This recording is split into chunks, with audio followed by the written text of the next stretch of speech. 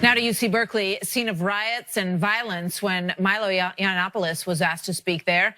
Ann Coulter was also blocked, and this is the sort of scene that we saw back in February.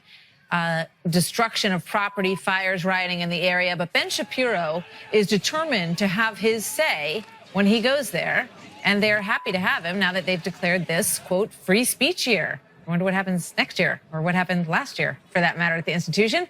But anyway, they are insisting that the college Republicans pay $15 grand for security when Ben Shapiro speaks there. And this comes days after the school's chancellor touted this new free speech initiative at Berkeley. Watch. I believe that any attack on free speech, no matter how abhorrent the views are, they're expressed, is an attack on the right of free speech for us all. Well, there you go. So now a $15,000 man, Ben Shapiro, editor-in-chief of dailywire.com. Ben, good evening.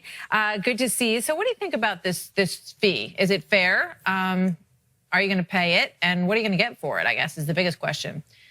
I mean, Young America's Foundation has already said that they're going to pay the fee. As far as it being fair, no. I mean, life isn't fair, I guess. They should be providing security. I'm a taxpayer in the state of California. I promise you I pay much more than that in taxes to the state of California every year. So I guess I get to pay for the security twice over. But here's sort of what I'm telling people who want to come. We have a 2,000-seat stadium or auditorium that is opening up. They haven't provided the link yet, but you can go over to yaf.org, and you can start to reserve your seat there. What I've been saying to people is don't show up ready to do battle with Antifa. We foresee that Antifa will probably show up and try to cause violence. Do not come ready to do violence in defense of my free speech rights. We just paid so that Berkeley will do it, right? Either Berkeley is going to protect my free speech rights or they're not. Now we get to see as a nation whether Berkeley is going to keep its word to protect free speech even when Antifa shows up. And the last thing that I want is some bloody battle out in the streets with people who think they're protecting my free speech rights who aren't members of the government. The whole point here is that Berkeley and their administration have to do the job they've been pledging to do. You know, I mean, we've seen what happened here in the past, and we're showing it again.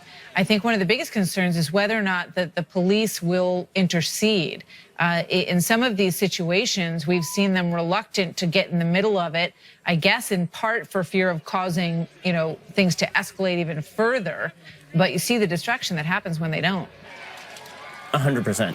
100%. I mean, we had the situation at Cal State Los Angeles, and we actually had to file a lawsuit against Cal State Los Angeles because we felt that the police had been told to stand down by the administration. So this, again, is going to be a test of the administration. It's going to be a test of the police. Are you going to fulfill your promise to protect free speech, or are you just going to sound off about it in the press and then allow Antifa and the far left to do whatever they want to shut down speech with which they disagree?